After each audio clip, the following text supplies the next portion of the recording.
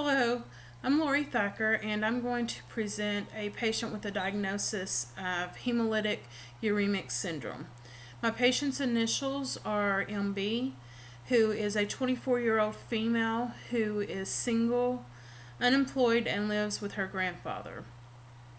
MB presented to an outside hospital 10-day status post a cesarean section with complaints of shortness of breath, nausea, fatigue, pallor, and hypertension.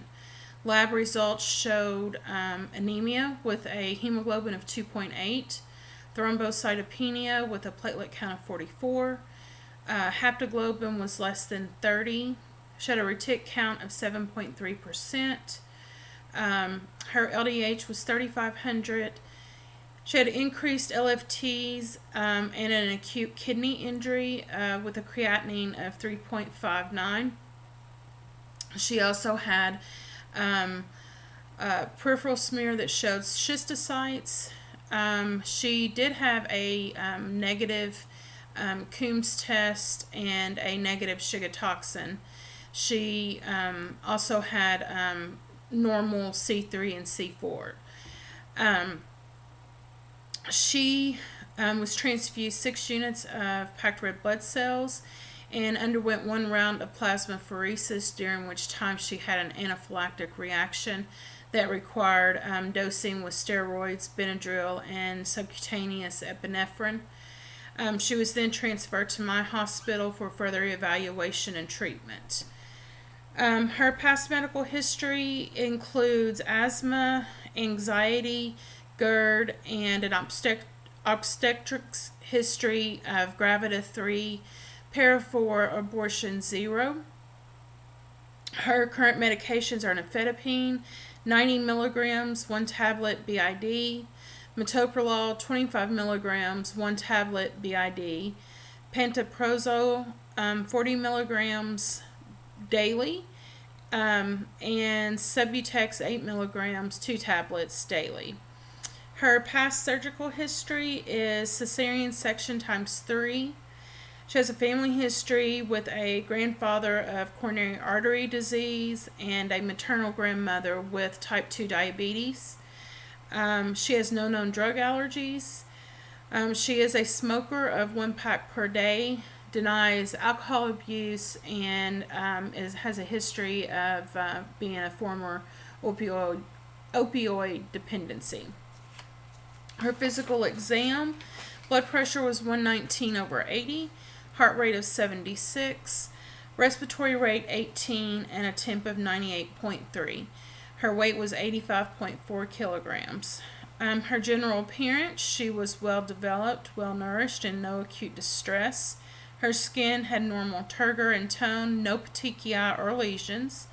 Her head was normocephalic and atraumatic. Her eyes were perla with full external ocular movement. Her ear, nose, and throat, the oropharynx, was moist without pathology. Her neck was supple with no masses. Respiratory, she had normal respiratory effort with symmetrical chest expansion. Lungs were clear to auscultation, and breath sounds were normal with no rhonchi, rales, or wheezes. Cardiovascular, she had a regular rate and rhythm, a normal S1 and S2, no murmurs, gallops, or rubs. Her peripheral pulses were +2 and were equal bilaterally. Her abdomen was soft, non-tender, non-distended, with positive bowel sounds. No liver, spleen, kidney, or masses were palpable. Her extremities, she had no clubbing, cyanosis, or edema, and no calf tenderness. Her cranial nerves were intact, and motor and sensory were without gross deficit, and she had an appropriate mood and affect, and was oriented to person, place, and time. The pathophysiology, this is a rare syndrome. It affects people of all ages, and it's caused by mutation to the mutation of the alternative complement pathway that results in failure of the regulators to inactivate C3b. During this process, endothelia damage occurs within the capillaries and arterioles that result in inflammation and activation of coagulants that lead to formation of lesions, which are caused by platelet-rich thrombi.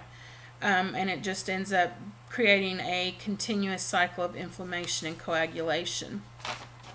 Risk factors include advanced malignancy, chemotherapy and radiation, autologous or allogeneic stem cell transplant, infections, and pregnancy. Again, it is rare and it has an annual incidence of 1 to 2 cases per million. The clinical presentation includes thrombocytopenia, hemolytic anemia, renal failure, GI symptoms or neurological symptoms, hypertension, pallor, poor feeding, vomiting, fatigue, and drowsiness. MB presented with several of these, such as the nausea, shortness of breath, fatigue, pallor, and the acute kidney injury. Diagnosis of this syndrome involves laboratory testing, which would show schistocytes. There would be an elevated LDH, a decreased haptoglobin, decreased hemoglobin, and thrombocytopenia. The lab abnormalities would also coincide with neurological symptoms, acute renal failure, or gastrointestinal symptoms, or all three could be present. The first-line treatment is eculizumab, which is a monoclonal antibody and a complement inhibitor.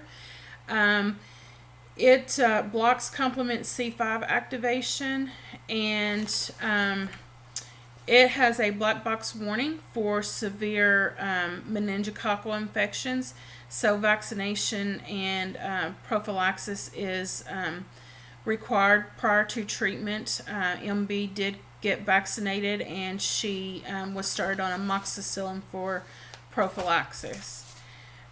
She was referred to our outpatient hematology clinic and was also referred to a nephrology clinic to manage the acute kidney injury. Her discharge plans included, again, the follow-up appointment with hematology clinic, as well as to continue the eculizumab treatments.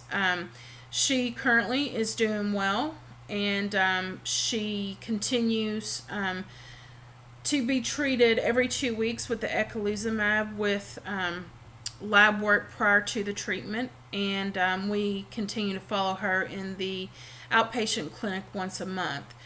She continues to do treatment with no issues. In my experience in caring for her, it's helped me to understand more about my nursing practice and the need to be proactive for my patients, and to as well as anticipating their needs. Thank you.